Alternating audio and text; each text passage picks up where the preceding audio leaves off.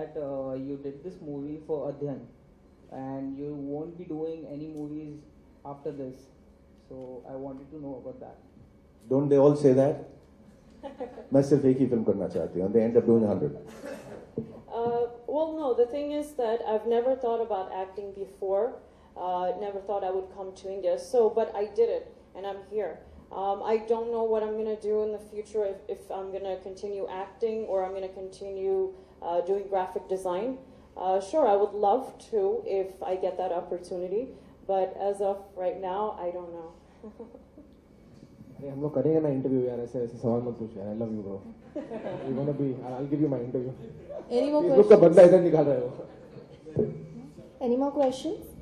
शेखर जी, थोड़ा सा बातें आपके डायरेक्टर डेब्यू तो आपको लग रहा है कुछ आप एक नया सब्जेक्ट ला रहे हैं, तो आपने ऐसा फील किया कि कुछ रिस्की हो सकता है? नहीं, बल्कि ऑन दी अदर हैंड जब आप नया सब्जेक्ट लाते हैं तो आप ज्यादा इत्मीनान में रहते हैं कि मैं कम से कम कुछ नया कर रहा हूँ. और दर्शक हमेशा आप उनको यही सुनते हैं कहते हुए जो बाहर आते हैं, यार ये वही चीज दिखा रहे हैं यार, पिछले 10 साल से हीरो मार के चला गया और वो विलेन उड़ रहे हैं ऊपर में. आप खाना खा के आ जाओ, 3 घंटे के बाद आ जाओ, 3 दिन ऊपर ही उड़ते रहते हैं, खाली हीरो बदल जाता है. तो और वही लव स्टोरी, उसी तरह के गाने, 200 डांसेस के साथ, वही माँ खांसती हुई सिलाई मशीन पे कि अब ये खांसी मेरी जिंदगी के साथ जाएगी, वो वही चलता रहता है, कुछ बदला नहीं. See my big task to the mother has a very important role in the film which is played by one of the finest actors, Deepti Naval. और पूरी साहब भी who plays a heart surgeon and so do आई.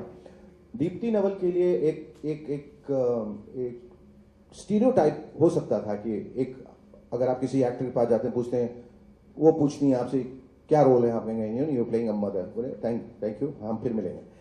ऐसा होता है. लेकिन मैंने उनको जब ये कहानी बताई, she was so excited about her role, क्योंकि मैंने उसको एक डिफरेंट तरीके से पेश करने की कोशिश की. About a woman, she is a woman of substance, also she is an entrepreneur, she is a business woman, but at home she is the quintessential protective emotional mom. और उसका बैलेंस कैसे, उसका संतुलन उन्होंने कैसे बनाया उस रोल में. And it's a role that is from the first frame till the end frame. तो she for me is also the hero of the film, क्योंकि जो अहम characters they are all heroes of the film. Hero का मतलब वो नहीं जो हीरोगिरी करता हो या हीरोइज्म करता हो. हीरो का मतलब जो कहानी को आगे बढ़ाता है. So in that sense I think I have tried to, I've attempted to do and I've dared to do something different, and I hope people like it, because unless you don't go out and experiment, we'll be in the same rut doing the same things with a lot of these filmmakers have been doing over the years.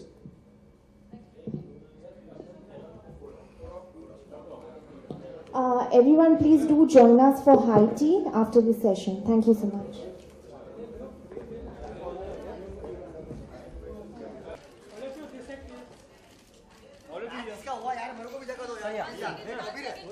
Kabir एक बार रुक के They're in the center, huh? Excuse all of you, यहाँ पे देखिए please. Sir, this camera. मैं अभी आया हूँ.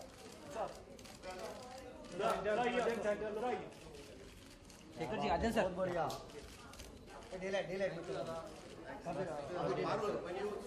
एक्साइटेड हूँ और एक्साइटेड इस बात का हूँ कि एक तो फिल्म रिलीज हो रही है 7 फेब को, और दूसरा कि यार लोगों का पॉजिटिव रिस्पांस मिलना बहुत ज़रूरी है फिल्म के लिए. और म्यूज़िक तो is touch wood doing so well, और फिल्म के प्रोमोज को लेकर भी लोग बहुत एक्साइटेड हैं. और मैं हर घंटे लोगों से सोशल नेटवर्क पे बात कर रहा हूँ. I am talking to them Twitter पे, फेसबुक पे, और लोगों से मिल रहा हूँ कॉलेजेस में जाकर, और बहुत अच्छा लग रहा है यार. I mean I really hope that heartless does well.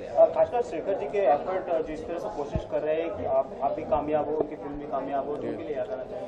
I think सबसे ज़्यादा इम्पोर्टेंट ये है कि मेरे कामयाब होने से ज़्यादा ज़रूरी ये है कि फिल्म सक्सेसफुल हो. लेकिन बिकॉज जब फिल्म सक्सेसफुल होती है तो हर इंसान जो उससे जुड़ा हुआ है सक्सेसफुल हो जाता है. So I really hope that the film does well. More than director किस तरह से दिखते हैं उनको काम? One of the top 10 directors that our country is going to have very soon, ऐसा मुझे लगता है, ऐसा मेरा मानना है as an actor. I think इतना डिफिकल्ट सब्जेक्ट चूज करना और अपने पहले डेब्यू में डायरेक्शन के डेब्यू में एक ऐसी film banana, I think it's commendable. And I really मैं दुआ करता हूँ, आशा करता हूँ कि लोग उसे अप्रिशिएट करें. My question is that you made a statement that afterwards, I mean, I'm not going to pursue my career in Bollywood as such. What is the reason behind? Any particular reason for that purpose? I'm sorry, what was your question? You said that you are not going to do any more films. Why? Oh no. like I've said, I haven't decided. I didn't say I'm not going to do films. I said that I don't know what I want to do in the future. Like, I didn't know that I was going to actually act, that I was going to come to India. I had no idea. So, of course, I love trying different things, learning different things. So if I do get an opportunity to do film again, then sure. So Ariana, ऐसा क्या था इस movie की script में जिसने आपको मजबूर किया है करने के लिए?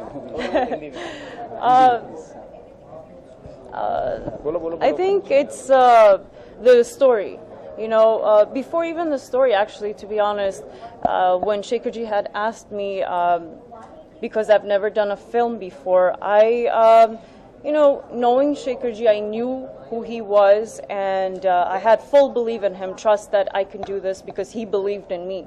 So when he had asked me, I said yes without thinking, and then coming here, when he explained my role in the film, the story, I was so glad that I've said yes to him because it's so different and it's beautiful, all the relationships in the film, and it teaches you so much, and you get to be aware of something, or if the film is meaningful, it's wonderful. आप कह सकते हैं एक नया तरह का genre start हो रहा है, एंटरटेनमेंट कह सकते हैं, एंटरटेनमेंट नहीं, हमने आपने बिल्कुल सही कहा, नए तरीके का जॉनर शुरू हो रहा है, first romantic medical thriller of India. और जैसे कि डैड ने कहा कि ज़िंदगी में अलग करना बहुत ज़रूरी है, और अगर आप उनका करियर देखें तो उन्होंने बहुत सी चीज़ें अलग की हैं अपनी ज़िंदगी में और नई चीज़ें करने की कोशिश की है, और heartless is no different. And जैसे कि मैंने आपसे कहा कि एक नया जॉनर है, और मैं यही आशा करता हूँ कि लोग भी इसे बड़े तादाद में एक्सेप्ट करें। फिल्म मेकिंग के दौरान कुछ ऐसा क्रिएटिव इंडिफरेंस हुआ था आप में और शेखर में, आपको लगता था कि ट्रीटमेंट को ऐसा होना चाहिए? और आई थिंक मेरी हैसियत नहीं है उनसे आर्ग्यू करने की। I think he is had far more experience as an actor in this industry. और लेकिन हाँ, ये ज़रूर होता था कि मैं डैड को बोलता था, जब हमारे सीन्स होते थे साथ में, तो मैं उनसे कहता था कि मुझे ये शॉट दे दो यार, ये शॉट मुझे बहुत पसंद है। उस पर बहुत आगे होते थे, लेकिन जहाँ तक परफॉर्मेंस का सवाल है और एक्टिंग का सवाल है, वो तो मैं मतलब I can't even think of arguing with my father on that. कुछ एडिशनल चाह रहे थे इस फिल्म में ऐड करना या कुछ? नहीं, आई थिंक मैं पहले भी कह चुका हूँ और अभी भी कह रहा हूँ कि इससे बेहतर रोल शायद मुझे इस इंडस्ट्री में कोई डायरेक्टर नहीं दे सकता, और चाहे मैं कितनी भी बड़ी फिल्में कर लूँ, लेकिन ये फिल्म मेरे दिल के बहुत करीब रहेगी और बहुत स्पेशल रहेगी, बिकॉज ये ऐसे किरदार रोज़ नहीं डेवलप होते, और मैं बहुत खुशकिस्मत हूँ कि मुझे एक ऐसा रोल दिया गया जिसे मैं शायद ज़िंदगी में कभी नहीं भूल पाऊँगा। Thank you so much.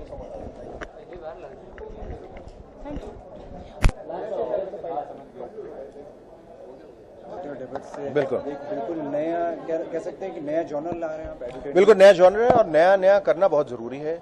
नई चुनौतियों को स्वीकार करना बहुत ज़रूरी है। नए विषयों की खोज, उनको फिल्म का हिस्सा बनाना बहुत ज़रूरी है। फिल्म 4-5 इमोशंस में ही चलती हैं, चाहे वो और जॉनर में चलती हैं, या तो एक्शन फिल्म होगी, या वो ड्रामा होगी, या वो कॉमेडी होगी, और या म्यूजिकल होगी।